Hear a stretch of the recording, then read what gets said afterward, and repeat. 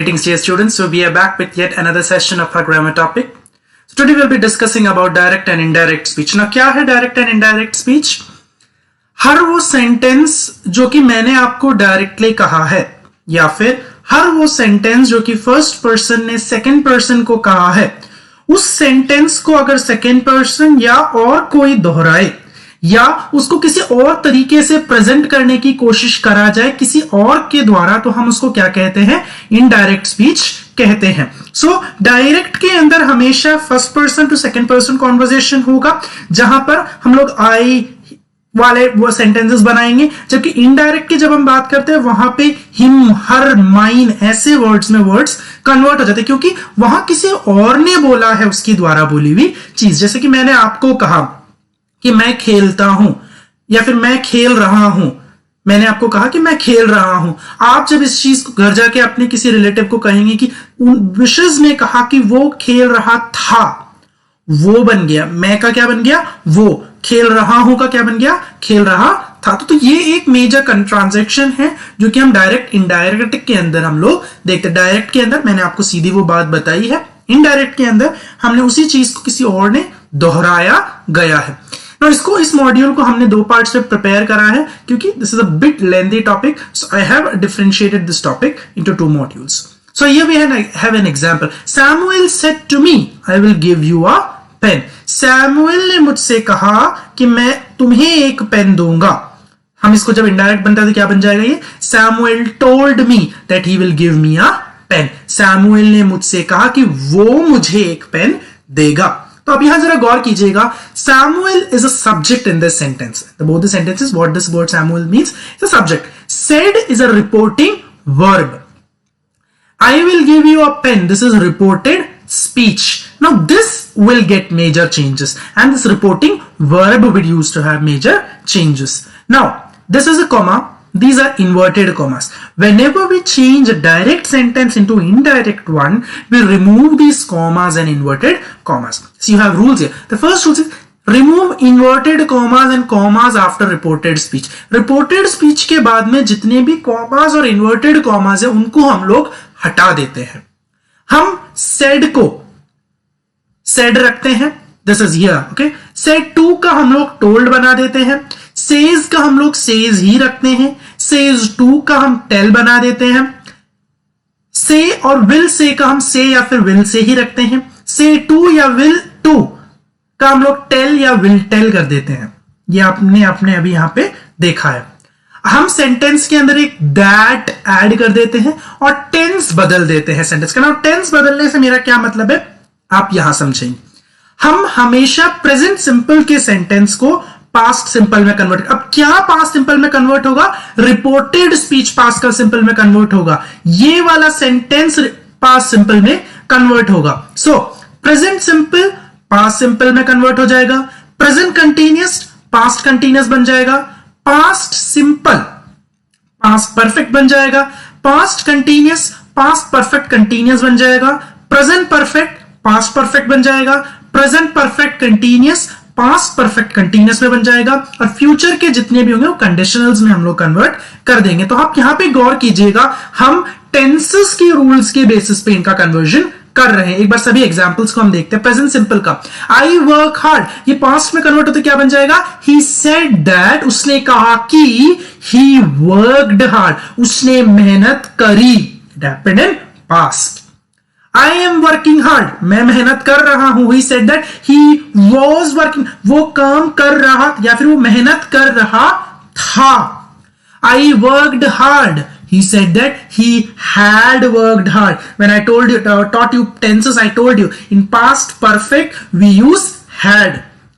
I was working hard. He said that he had been working hard. In past perfect continuous, I told you we'd be using had plus been. Good.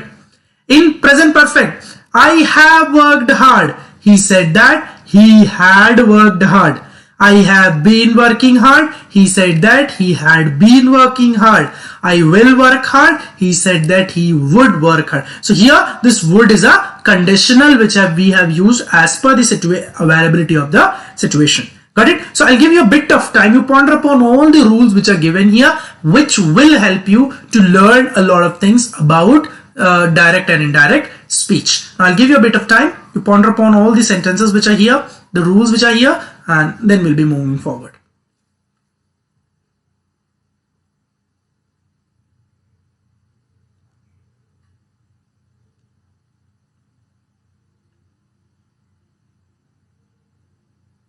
आप सभी rules को देख लीजिए, कैसे present convert होता है past में, कैसे प्रेजेंट कंटीन्यूअस पास्ट कंटीन्यूअस बन जाता है, कैसे प्रेजेंट सिंपल पास्ट परफेक्ट बन जाता है, सॉरी कैसे पास्ट पर सिंपल पास्ट परफेक्ट बन जाता है, कैसे past continuous past perfect continuous बन जाता है, कैसे प्रेजेंट परफेक्ट पास्ट परफेक्ट बन जाता है, कैसे present perfect continuous past perfect continuous बन जाता है, कैसे फ्यूचर सिंपल कंडीशनल बन जाता है.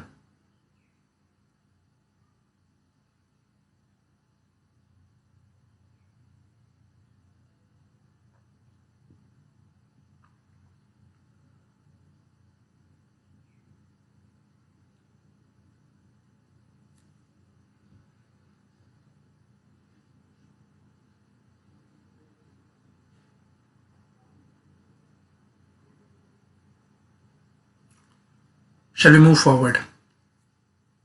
We'll move forward a bit.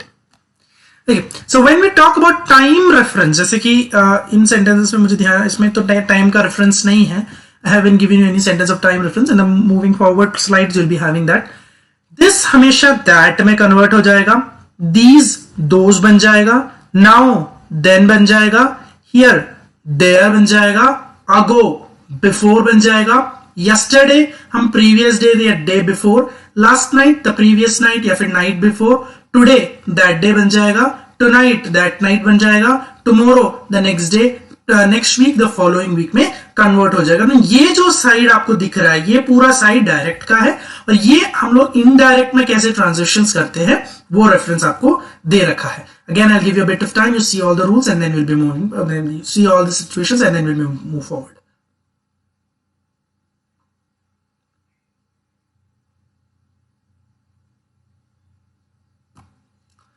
Next is how we convert the verb forms. Verb किस तरह हम लोग के पास में आता है, तो हम उसको कैसे कन्वर्ट करते हैं. कैन जो है वो कुड में कन्वर्ट हो जाता है. मे जो है वो माइट में कन्वर्ट हो जाता है. माइट, शुड या फिर ऑट टू आता है तो उसमें कोई चेंज नहीं आता है. मस्ट, हैड टू बन जाता है. पास्ट सिंपल पास्ट परफेक्ट बन जाएगा. Past continuous past perfect continuous बन जाएगा, हमने पहले ही डिस्कस कर दिया. पास्ट परफेक्ट कंटीन्यूअस का कोई चेंज नहीं होगा और पास्ट परफेक्ट का भी कोई चेंज नहीं होगा. Present simple past simple, present continuous past continuous, present perfect past perfect, present perfect continuous past perfect continuous. अच्छा, सिंपल के चारों के अंदर हम लोग वुड इस्तेमाल कर देंगे तो कंडीशनल्स वाला रूल्स में फॉलो हो जाएगा. ये ऑलरेडी मैं आपको बता चुका हूं, just this is a quick reminder, recap to the concept. You read all the rules, I mean the statements once again. Moving ahead, this is the last slide for this module. This is how we convert the pronouns. I mean, I अगर किसी sentence के अंदर आता है तो वो subject के basis पे, सब्जेक्ट अगर मेल है तो ही, फीमेल है तो शी. वी दे में हो जाएगा. यू ही शी या फिर दे में हो जाएगा. माई जो है वो हिज हर में हो जाएगा. आर जो है वो देयर हो जाएगा. योर जो है हिज हर या there, again depending on the subject. Me जो है हिम या फिर her, depending on the subject. Us them में बन जाएगा. यू हिम हर या फिर देम में बन जाएगा. Mine his her. Our theirs. Yours जो है हिज हर या फिर देयर्स में कन्वर्ट हो जाएगा.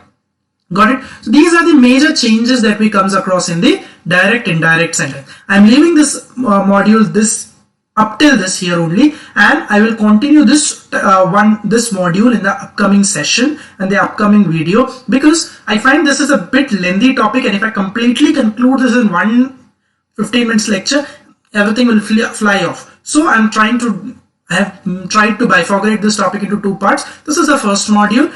This is done here, and you just get a quick recap of all these transitions, and after that we'll be beginning with the next video, and you check over there the coming days. I'll forward with the next video, and over there you may see how assertive sentence, interrogative sentence, negative sentence, affirmative sentence, imperative sentence get changes Okay, and over there we'll be checking up with some exercises, and around I think 25 questions are there. We'll be solving all these 25 questions on the spot, which will be definitely useful for you to practice this topic well.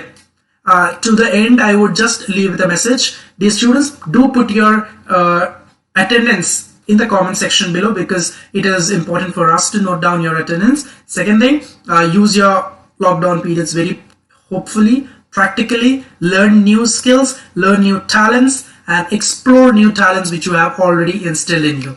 Thank you. God bless you.